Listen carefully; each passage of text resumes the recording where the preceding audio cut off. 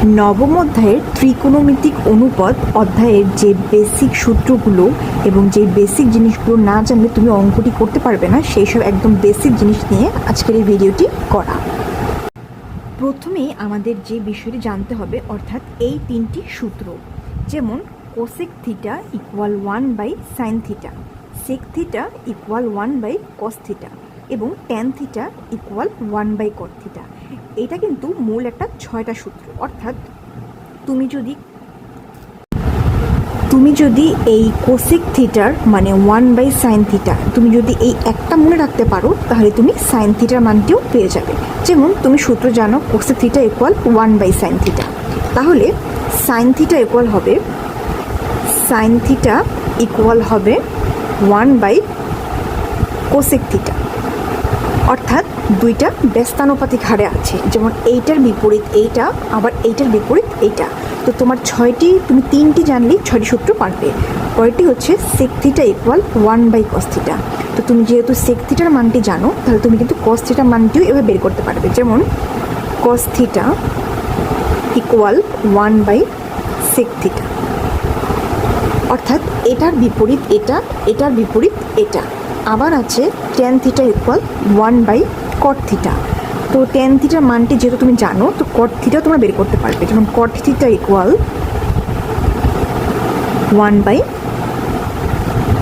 1/ট্যান theta. এখানে আমি লিখেছি 3টি সূত্র, তো তোমরা আরও 3টি আসবে, মানে sine theta, cos theta, cot theta, মোট 6টি সূত্র। অর্থাৎ এই 6টি সূত্র কিন্তু খুব ভালো মতো মুখস্থ থাকা লাগবে এবং এটা কিন্তু খুবই বেসিক, এটা সবাই জানার কথা। তারপরে যেই সূত্র 3টি আসবে সেটি হচ্ছে tan theta. Tan theta equal sin/cos theta. এটা কিন্তু একদম মুখস্থ করা লাগবে। তারপর আসে কট থিটা। কট থিটার সূত্র হচ্ছে cos থিটা/sin থিটা। অর্থাৎ ট্যানের বিপরীত হচ্ছে কট, তাই ট্যানের ক্ষেত্রে উপরে ছিল সাইন, নিচে ছিল কস। আবার কটের ক্ষেত্রে হয়েছে নিচেরটা উপরে এসেছে এবং উপরেরটা নিচে চলে গিয়েছে, কারণ আমরা জানি ট্যানের বিপরীত হচ্ছে কট। যেমন এই যে এখানে আমরা লিখেছি tan theta equal 1/cot theta. তো এইটা কিন্তু একদম বেসিক সূত্র, তোমাদের এইগুলো একদম মুখস্থ রাখতে হবে। যেমন ট্যান থিটা ইকুয়াল সাইন থিটা/cos theta, cot theta equal cos থিটা/sin থিটা। এই সূত্রগুলো কিন্তু অঙ্ক করার মাঝে লাগবে। তারপরে আরেকটি সূত্র আসছে sine square theta plus cos square theta equal 1। তারপরে আরেকটি সূত্র হচ্ছে sec square theta equal 1 plus tan square theta. আরেকটি আছে cosec square theta equal 1 plus cot square theta. যেমন এইখানে কিন্তু একটি সূত্র দেওয়া আছে, সূত্রটি আমি লিখে দেখাচ্ছি। Sec square theta equal 1 plus tan square theta. এখন যদি তোমার কোশ্চেনে বা প্রশ্নে কোনো জায়গায় ট্যান স্কোয়ারের মানটা লাগে, অর্থাৎ দেয়া থাকে, তো তুমি তখন কি লিখতে পারবে? তুমি লিখতে পারবে সেক স্কোয়ার থিটা, এই 1টাকে যদি আমরা সমান সমান চিহ্নের এই পাশে এনে ফেলি, তাহলে এই +1টা কিন্তু মাইনাস হয়ে যাবে, আর এই ট্যান স্কোয়ার থিটাটা থাকবে। তো এখান থেকেও কিন্তু আমরা আরেকটা সূত্র বের করতে পারি। যেমন 1টাকে যদি আমরা এই সমান সমান চিহ্নের এই পাশে আনি, তাহলে আমরা লিখতে পারি tan square theta equal sec square theta -1। তো এইভাবে কিন্তু আমরা একটা সূত্র থেকে বিভিন্ন সূত্রে যেতে পারি।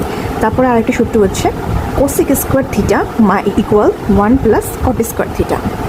এই সূত্রগুলো কিন্তু খুব ভালো মতো মুখস্থ থাকা লাগবে। সাথে এই 6টা, মানে এখানে 3টা দেওয়া আছে, এটা বিপরীত বিপরীত করলে 6টা হবে, টোটাল 6টা সূত্র।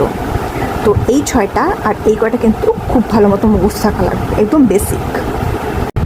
তারপর যে বিষয়টি তোমাকে বুঝতে হবে, অর্থাৎ একটি ত্রিভুজ দেওয়া হলো এখান দিয়ে তোমাদের কোনটা অতিভুজ, কোনটা লম্ব, কোনটা ভূমি, এইগুলো তোমাদের বুঝতে হবে।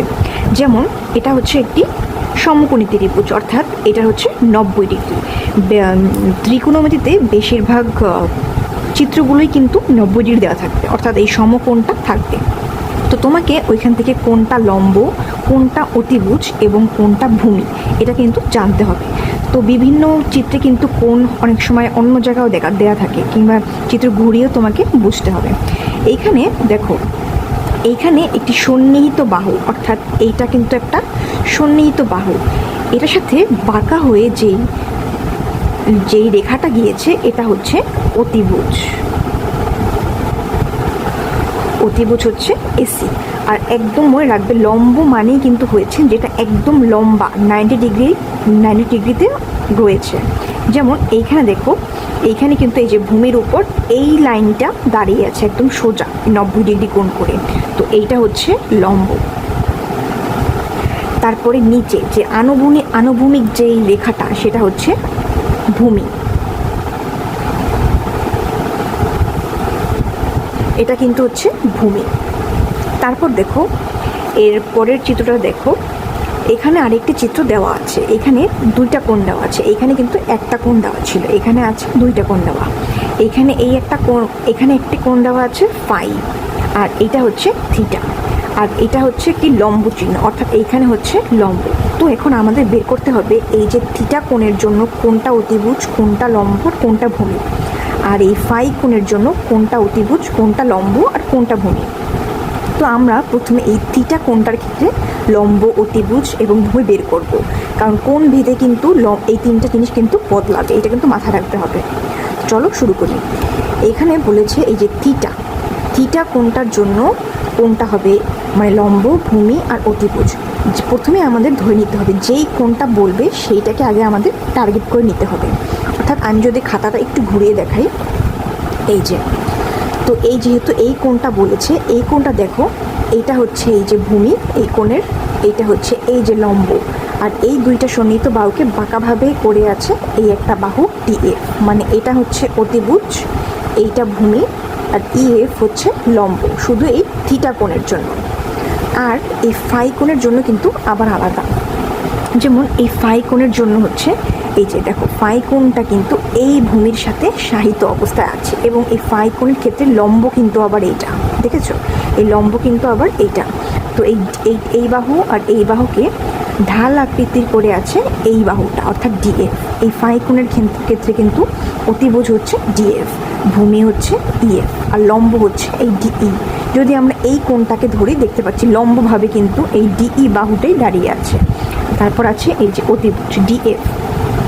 তো আমরা এখন কি বলতে পারি, এই থিটা কোণের জন্য যখন ধরেছিলাম, থিটা কোণের জন্য অতিভুজ, এই যে থিটা কোণটা যখন ধরেছিলাম, অতিভুজ হচ্ছে এই যে এই বাহুটা, এটা হচ্ছে ডিএফ, ভূমি হচ্ছে ডিই। এই যে থিটা কোণের জন্য থিটা কোণটা দাঁড়িয়ে আছে এই ডিইতে, এটা হচ্ছে ভূমি। আর লম্ব, এই থিটা কোণের জন্য লম্ব হচ্ছে এই যে খাড়াভাবে দাঁড়িয়ে আছে 90 ডিগ্রিতে ইএফ, তো লম্ব হচ্ছে ইএফ। আবার এই ফাই কোণের জন্য আমরা দেখালাম অতিভুজ হলো ডিএফ, লম্ব হলো ডিই এবং ভূমি হলো ইএফ, অর্থাৎ এই যে ফাই কোণের জন্য কিন্তু ভূমি কিন্তু এই যে এটা, সরি আমি একটু ভুল বলেছি, ফাই কোণের জন্য এই যে যখন কোণটা এটা ভূমি হচ্ছে এই যে ইএফ, অর্থাৎ এই কোণটা কিন্তু এভাবে দাঁড়িয়েছে কারণ 90 ডিগ্রি কিন্তু এইখানে, তো কোণ ভূমিটা হবে আনুভূমিক রেখা। তো এই ফাই কোণটা কোন ভূমির সাথে দাঁড়িয়ে আছে এই যে ইএফ, আর লম্বা যে থাকবে সেটা হচ্ছে লম্ব। আরেকটা বিষয় যে জানতে হবে সেটা হচ্ছে চতুর্ভাগ। যেমন এই যে এই অঙ্কগুলো করার ক্ষেত্রে কিন্তু এটা কিন্তু খুব ইম্পর্টেন্ট, তোমাদের জানতে হবে যে প্রথম চতুর্ভাগে দুইটাই প্লাস থাকবে, দ্বিতীয় চতুর্ভাগে হবে মাইনাস তারপরে প্লাস, আর তৃতীয় চতুর্ভাগে দুইটাই মাইনাস, আর চতুর্থ চতুর্ভাগে হচ্ছে একটা প্লাস এবং আরেকটা মাইনাস। যেমন এই অঙ্কগুলো করার ক্ষেত্রে কি এখানে বিভিন্ন মান আসবে, তো প্রথম মানটা হবে প্লাস, তারপরটা হবে প্লাস যদি এটা প্রথম চতুর্ভাগে থাকে। প্রথম চতুর্ভাগের মান হচ্ছে, এটার মান হচ্ছে 90 ডিগ্রি, এইটুকুর মান হচ্ছে আবার আরও 90 ডিগ্রি। প্রথম আর দ্বিতীয় চতুর্ভাগ মিলে পুরোটা 90 কত, 90 হলো 180 ডিগ্রি।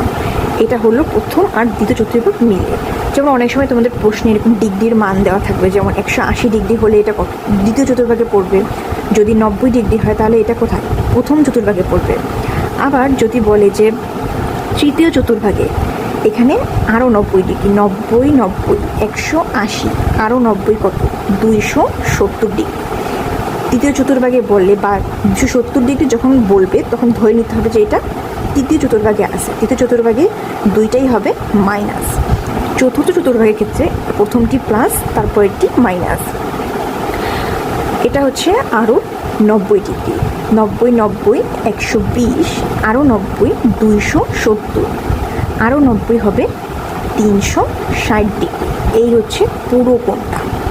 যখন তোমাদের প্রশ্নে হিন্টস দেওয়া থাকবে যে 360 ডিগ্রি বা চতুর্থ চতুর্ভাগে আছে, তো তখন তোমাদের প্রথম পোলার স্থানটা প্লাস ধরতে হবে, পরেরটা মাইনাস ধরতে হবে। এই টপিকটা নিয়ে অঙ্ক করলেই তোমরা এটা ক্লিয়ার হয়ে যাবে। তো এটা নিয়ে আমি সামনে আরও অনেক ভিডিও বানাবো, এইরকম আরও অনেক ম্যাথস করাবো তোমাদের। এরপর যেই তোমাদের ছকটি লাগবে সেটি হচ্ছে এই ছকটি, অর্থাৎ এটা কিন্তু তোমাদের একদম মুখস্থ রাখতে হবে, অর্থাৎ এর মানগুলো কিন্তু অনেক ভালো মতো মুখস্থ রাখতে হবে, নাহলে কিন্তু তোমরা অঙ্ক করতে পারবে না। তো সামনে এই অধ্যায়ের বিভিন্ন অঙ্ক নিয়ে আরও ভিডিও থাকবে, দেখতে চাইলে আমার চ্যানেলটি অবশ্যই সাবস্ক্রাইব করবে।